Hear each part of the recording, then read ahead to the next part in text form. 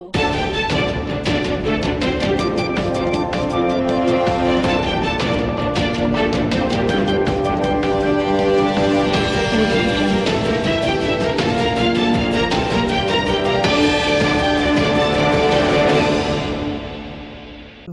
શહેરના પીઝાના સ્વાદના શોખીનો હવે daddy's John pizza સેન્ટરમાં પહોંચી જજો, જ્યાં તમને ફક્ત 199 રૂપિયામાં જ અનલિમિટેડ પીઝાની મોજ માણવા મળશે.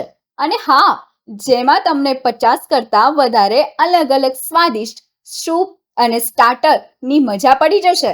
તો પછી પરિવાર સાથે સાંજ પડે એટલે પહોંચી જ જાઓ ડેડીઝ જોન પીઝા સેન્ટર, કડા ચોકડી, વિસનગર. આજે તારીખ 30/4/2025 બુધવારના રોજ વિસનગર નગરપાલિકાની સામાન્ય સભાનું આયોજન પાલિકાના સભાખંડમાં કરવામાં આવ્યું હતું. નગરપાલિકાના પ્રમુખ ઉત્તમભાઈ પટેલના અધ્યક્ષ સ્થાને યોજાયેલી આ સામાન્ય સભામાં પાલિકા ચીફ ઓફિસર પાર્થ ત્રિવેદી, પાલિકાના ઉપપ્રમુખ અને દંડક સહિત સભ્યો અને વિરોધ પક્ષના સભ્યો હાજર રહ્યા હતા. આજની આ જનરલ સભાએ છેલ્લી જનરલ સભા હતી અને હવે આગામી જનરલ સભા નગરપાલિકાના નવીન મકાનમાં યોજાશે. તેમજ આજની સભામાં શહેરના ટ્રાફિકના પ્રશ્નો અને વિકાસના કામોની ચર્ચા કરવામાં આવી હતી. હા, નક્કી કરેલા છે. કેટલા નક્કી કર્યા છે? સભ્યોનું નામ તો જણાવો. તમે સભ્યોનું નામ જણાવો ને યાર. પટેલ અને કે પટેલને આમંત્રિત સભ્ય તરીકે નિમવા. કોણ? બીએમ પટેલ અને કે પટેલ કમલેશભાઈ, આ બંને સેવાઓ ત્યાં માનદ ત્યાં સુધી ના થાય ત્યાં સુધી 2 મહિના ક્યાંક જરૂર પડે શું કરવા સામર કાકા? મુદતપતિ હશો આ ઠરાવ મંજૂર કરતા નથી, રીટેન્ડરિંગ કરી દેવું બરોબર. હાલ જે સમય મર્યાદા મહિનો 2 મહિના નવા ભાવ આવે ત્યાં સુધી એનું કામ ચાલુ રાખવું. કાલે ચર્ચા તમે કોમર્સ ભાવ છે એટલે ક્યાંક પાવડર ની કામ પડે. તમે આવો ઠરાવ લાવો છો દાદા મારાને કેવું પડે ને. આ ઠરાવ જ આવો ન લવાય. કારણ કે 22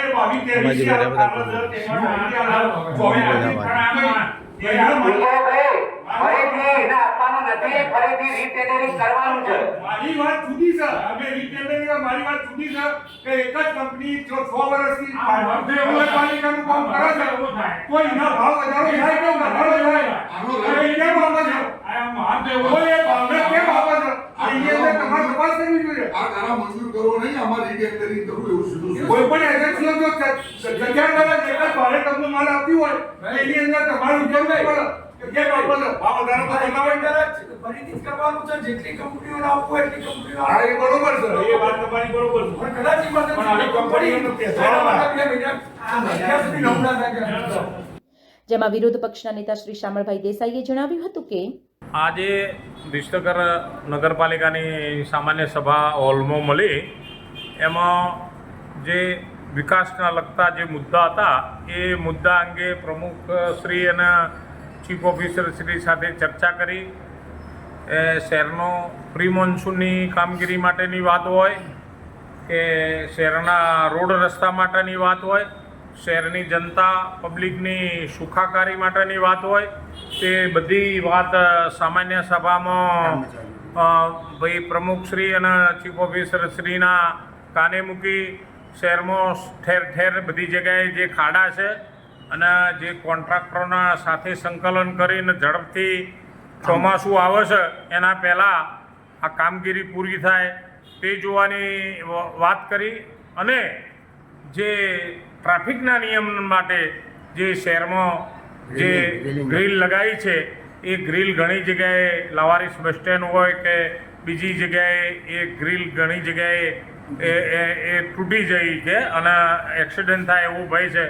એ પણ જોવાની ભાઈ સત્તાધીશોને વાત કરી અને સમગ્ર શહેરમાં જનતાની સુખાકારી વધે અને શહેરની પબ્લિક શાસકોથી હેરાન ના થાય તે બધું જોવાની શાસકોને, ચીફ ઓફિસરને, મારા પક્ષ તરફથી, કોંગ્રેસ પક્ષ તરફથી બધા કોર્પોરેટરોએ એકી અવાજે મારા સાથી કોર્પોરેટર ભાઈ શ્રી મુસ્તાકભાઈ હોય, ભાઈ શ્રી હિરેનભાઈ પટેલ હોય, બિલકિસબેન હોય, સુનીતાબેન હોય, બધા જ કોર્પોરેટરો સાથે મળી અને સમગ્ર શહેરની સુખાકારી વધે તેવી વાત અમે લોકોએ રજૂ કરી છે.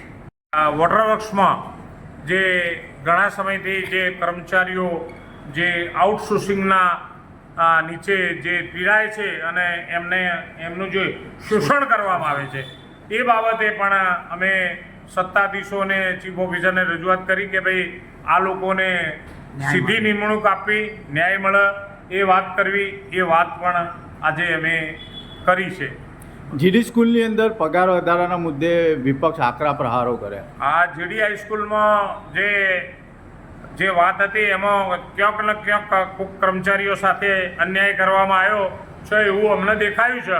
એટલે એ અંગે એમને ખાતરી આપી છે કે બીજા કર્મચારીઓની લાઇનમાં એમને સંકલન કરીને પગારો વધારે કરી આપીશું. કારણ કે એક જ કર્મચારીને જે 7.5નો માતબર વધારો કર્યો હતો એ વધારો ના કરી શકાય અને એ જ કર્મચારીના ઇન્ચાર્જ પ્રિન્સિપાલનો ચાર્જ આપ્યો હતો જે હંગામી કર્મચારી છે એ હંગામી કર્મચારીને બીજા બધા એલાઉન્સો ના આપી શકાય એ પણ અમે રજૂઆત કરીશું. જ્યારે પાલિકાના પ્રમુખ ઉત્તમભાઈ પટેલનો સંપર્ક કરતા તેમણે પણ માહિતી આપી હતી. વર્ષો જૂનું મકાન જે હવે નવું તૈયાર થઈ રહ્યું છે એની છેલ્લી જનરલ મીટિંગ સુખ શાંતિથી પૂર્ણ થઈ. જે કંઈ પણ ઠરાવ મંજૂર, ચર્ચા વિચારણા બાદ નામંજૂર એ બધું આપને પત્રકારશ્રીઓને કોપી જોઈશે તો ઓફિસથી મળી જશે. આગામી વર્ષમાં નવા ભવનમાં જ્યારે અમે જઈશું ત્યારે જે કંઈ પણ નવા આયોજનો છે એના માટે અમે હંમેશ માટે અમારી ભારતીય જનતા પાર્ટી અમે તત્પર જ હોઈએ. નવા ભવનને લઈને આપ શું કહેશો? નવા કચેરી અહીંયા ભવનમાં ચાલુ રહેશે કે બંધ રહેશે? નવું ભવન જ્યારે આપણું ચાલુ થશે એટલે આ કોટ વિસ્તારનું જે જૂનું મકાન છે એની અંદર અમુક સેવાઓ જે રોજિંદી જરૂરિયાતવાળી સેવાઓ છે એ ચાલુ રહેશે. એનું એક ટેબલ અલાયદું હશે અને એ સેવાઓ રેગ્યુલર ચાલુ રહેશે. સમાચાર અને જાહેરાત માટે સંપર્ક કરો પ્રકાશ સોની 94 294 35 034, અલ્પેશ બારોટ 93 774 26 544. વિસનગર કે ન્યૂઝ.